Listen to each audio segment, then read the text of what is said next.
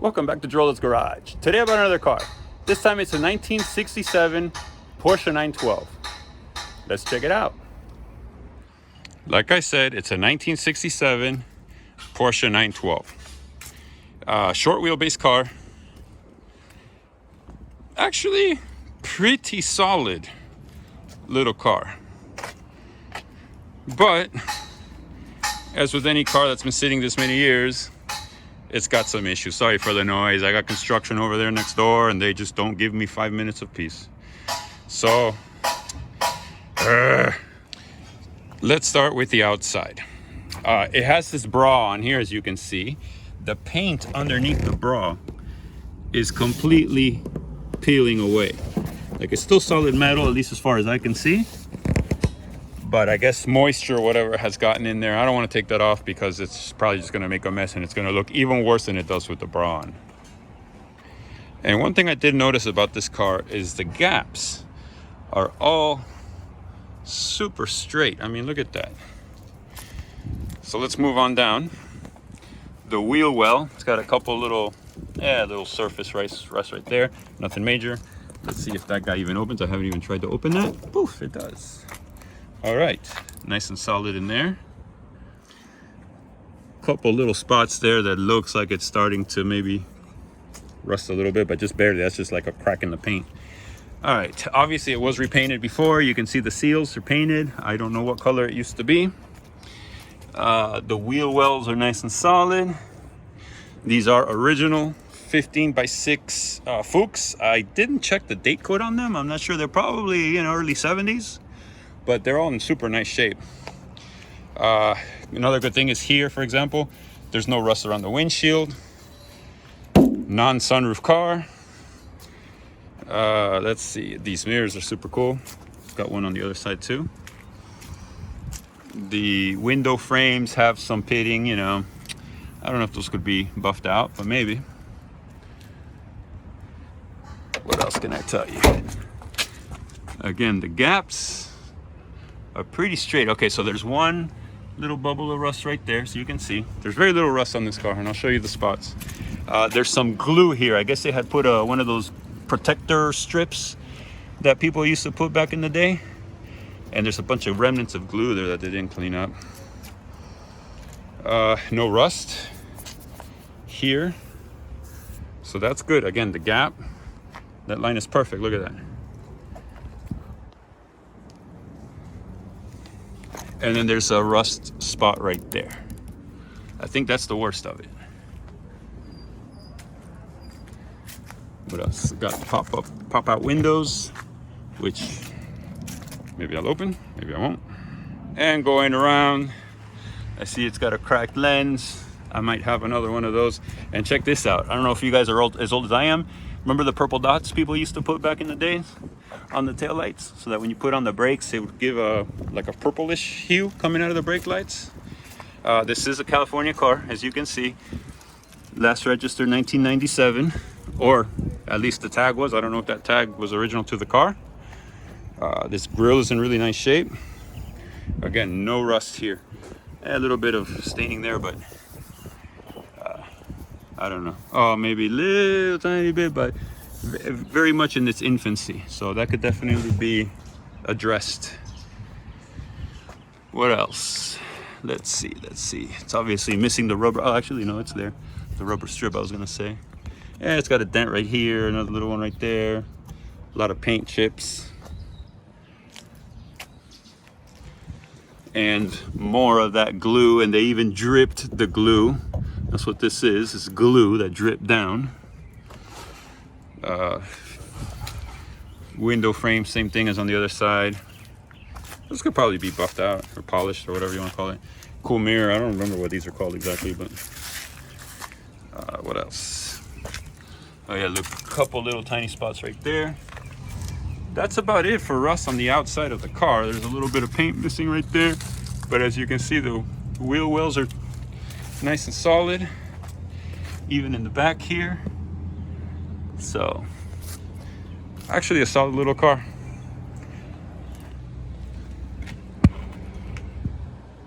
So now let's look at what's not so solid on this car, because obviously it can't be a perfect car, right? I mean, I have it, so I don't buy perfect cars. So anyway, let me show you what's up with this thing. And here we go. So let me show you guys, okay? Bonnet seems to be solid. Up here, again, I think what I feel there might be a little rust hole there, but I think most of it is just paint.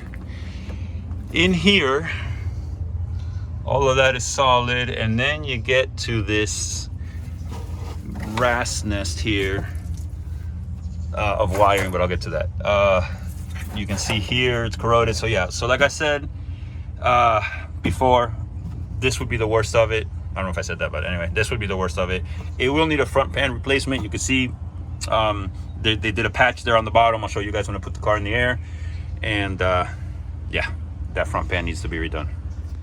The battery, this is a whole other situation over here. So I looked at this and I was like, oh man, what have they done? So there's a little switch here. I assume it was probably for some sort of an alarm, because it also has this little sensor here.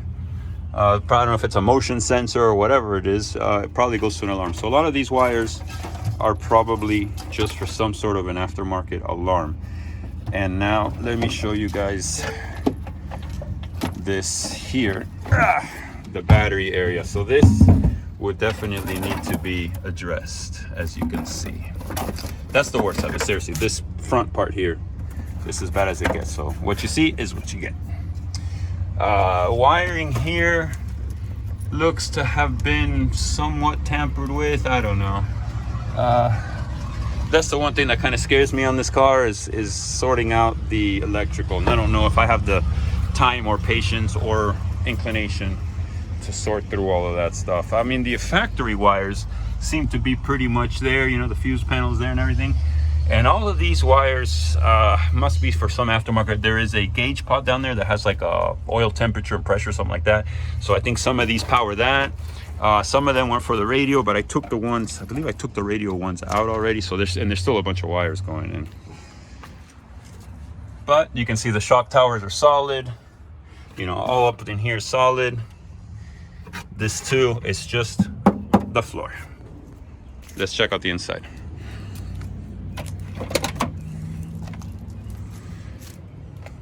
This door panel looks like it was probably eaten by mice or something at some point. Again, solid. This is just dirt, but a lot of times they rust right there. And it's got this Recaro seat from the 80s. I know a lot of people love those seats, you know what I mean? But they don't belong in this car. Not to mention that one's ugly as sin, but it still doesn't belong in this car. So I don't have the original seat. The original seats I had out of my red 912, I sold not that long ago because they were just sitting there, and now look at this, I could have used them. Isn't that always the way? All right, let's see. The dash is in good shape. It's very dusty, but it's padded here, you know, and there's no cracks or anything in it. So actually that dash is pretty nice. Oops. This is a 5-gauge car, as you can see. It's got an old school JVC tape player. These are those instruments I told you about. Those gauges from the front there, and a lot of that wiring goes to there. Original factory passenger seat. We got some more mice over there. And now let me show you guys something. Well, aside from that ugly steering wheel, which they only used 2 screws because they didn't have a proper Momo. So, okay, so we got the original ignition switch here. And then down here, we have another one. This is a Volkswagen, and I'll show you why a Volkswagen here in a second. But, so I don't even know if this one, probably not even hooked up. This may be part of the reason why all that wiring mess down there. I don't know. Here we have the plaque here with the VIN number and the paint code, I guess 6153. I don't know if this is the original color to the car. It looks like it, or maybe an ivory color or something like that. Again, it's a 4-speed car, and that's it. Let me go open the other door. And as you can see, this door also got eaten by mice. I wonder if maybe they got stuck in there and the only way to get out was to chew their way out. Maybe. Anyway, low back seat, no headrest seat. Let's see, I got the back seats. Yeah, typical 912 stuff here. The carpets have some staining, so I'll get to this here in a minute. Got the factory books and everything, although also chewed up either by mice or roaches. Hey, this one doesn't stay up. Listen, it's a very old car. I could go on and on. And now let me show you the Achilles heel of this car. Is that Volkswagen motor. But I need to get a little prop right here to hold this up because this doesn't stay up, so I'll be right back. The guy who sold me the car told me this is a 2110cc Volkswagen motor built by LME, whatever it is, Lloyd Mosher Enterprises, called the Little Giant Killer. I have no idea what this motor is all about, what's in it. I don't know if it really is a 2110cc. It looks like somebody was in the process of installing it or removing it, because you can see, for example, this is disconnected. There's no strap here on the alternator. There's supposed to be a strap here to hold it to the base. So, you know, so it moves around. There's no fuel pump, and I haven't looked into where that fuel pump would be on this car. Another thing I found really weird is there's a key switch right here. Like, what the heck? Why is there a key switch in the engine compartment of this car? Again, maybe just some sort of anti-theft device or something, I don't know. So the motor looks to be pretty heavy duty. Like, those heads look pretty heavy duty. Those valve covers look heavy duty. These are the Lordo 45s, and anyone who knows anything about these Volkswagens knows that the Lordo 45s are very thirsty. So in order to have put the Lordo 45s, the engine must be thirsty. And I mean, obviously somebody, you know, went through a lot of work here, but it was probably a strong motor. Now, I have no idea what's wrong with it. I did turn the key. I did spray some quick start in the carbs, and it just kind of it sputtered a little bit, but almost just out of compression from the starting fluid. I don't know if it actually was sparking and firing. For example, let me show you something else. Fuel line is disconnected. This motor mount is not as tightened as that one. I don't know. It's just something tells me something was up here, and unfortunately, I will never know the real story. But that's what it is. So it's a 2110cc. Now, there's another part to this story, which I will show you right now. So like I said, there's a part two. This car belonged to an old friend of mine. We've been friends for like 30 years or something like that. Anyway, he's had this car since 2001. And for, I don't know, I would say not for, I'd say like 10, 11, 12 years ago or something like that, he called me up and he said, hey man, the motor on my bug blew up. So I said, well, bring it over. Let's build it. So we built this motor in my garage. This is a 2110cc with a cam and I don't know what heads. I don't remember all the details. I got to get the paperwork, but this is a beefed up motor. It runs very well now. I bought the car from him not too long ago. The car had been sitting for a few years. I know he was tinkering with it and trying to get it to run, and he didn't really drive the car that much. So it was always one thing or another between the brakes or the carbs or whatnot. So the car was just basically sitting. And in that time, it has developed quite a bit of rust. So basically, you know, you can see there, anyway, the floors are rusty. It's pretty rusty. But the drivetrain is really good. Let me show you guys what I'm talking about. You see all the rust. I don't want to touch it too much. I'm going to cut myself. Pretty sure I got a tetanus shot, whenever. But anyway, you see it's all rusty here. And it's like that all the way around. As a matter of fact, I think here, yeah, there's a hole straight through the floor. So, you know, it's a shame because it was a cool car. I said, I've known this car for many years, 20 years. But unfortunately, I think its time has passed.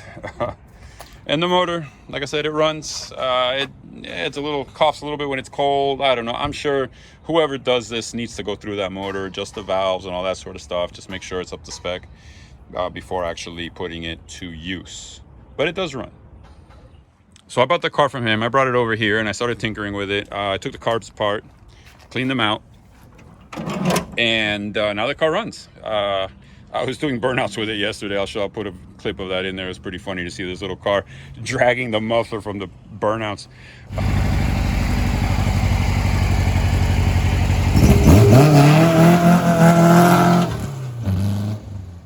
The idea was to take this motor and put it in the 912. I mean, it should be literally plug and play. But then when I started looking at the 912 a little more, I got a little bit discouraged, and I'll tell you why. So like I said, I started looking at that 912 and I got a little discouraged, for the reason being that that electrical system in that car looks like it's been gone over by 10 different people, wires added, key switches added. I guess it probably wouldn't be that difficult to, rectify it. But I got 2 other projects I got to work on, and I don't know if this is the highest and best use of my time. So I don't know. Maybe I'll put the 912 for sale. I'll actually put both of them for sale together, because why not? You know, I mean, you got a perfectly good running motor here, and then you got the 912. You can just put that motor in there and figure out the rest of the stuff, you know, the electrical, the brakes and stuff like that, and have a pretty cool car. So that's kind of where I'm at with this. So I got the car up in the lift. Let's get underneath there and take a look, see what it's looking like down there. So we'll start in the front here. You can see here, looks like somebody already did a patch-up job. A little bit of rust on the front pan. Very, very normal on these cars. Yeah, somebody did a big-time patch-up job there. All right. I mean, that I already knew, so that's no surprise. Let's see. Otherwise, everything here is complete. Let's see the floors. The floors have, it's just surface corrosion though. It's not from where this, whatever paint stuff, weatherproofing, I don't know, whatever you call that stuff, has peeled off, but it's solid. I mean, there's no holes there. So that's a good thing. The whole floors of this car are solid. Here it's the same. It's solid metal. It's a little dented up, but it is solid. Yeah. And now the business end. Transmission looks kind of grimy. I believe it's a 4-speed.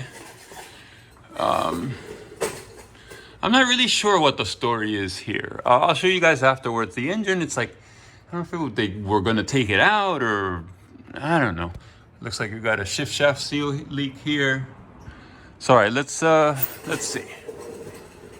That exhaust is kind of cool. Very subtle. It just comes out there. As far as Volkswagen exhausts go, you can see those heads are, they say CE 155. I'm not sure what that means. I think there's a company called Competition Engineering or something like that, and they make heads for Volkswagens, but I don't know anything else as far as details. All right, well, that's pretty much it. There's really not, oh, look, there's a oil cooler there. I mean, you can see the car is solid, even up in the wheel wells. Let's see this side. I mean, 30. The bottom of the seats are intact. Evidence of a non-sunroof car. And that's about it.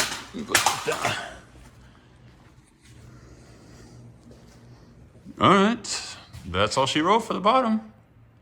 All right, that's about all I got for you. Listen, I don't knock these guys next door. They're working, I get it. But that generator drives me absolutely nuts all day long. So I'm gonna get out of here. I can't even think with that generator going all day. So that being said, you've been introduced to the 912. I'll see what I do with it. I don't know yet. I just don't know. Maybe I'll just park it in the back there and see what happens. But in the meantime, if I do end up doing something with it, I'll definitely make a video about it. So And with that, I will end the video on the 912. I don't know. I know there's no wrenching going on today, but I just got this car and I need to decide what's going to be its fate, you know?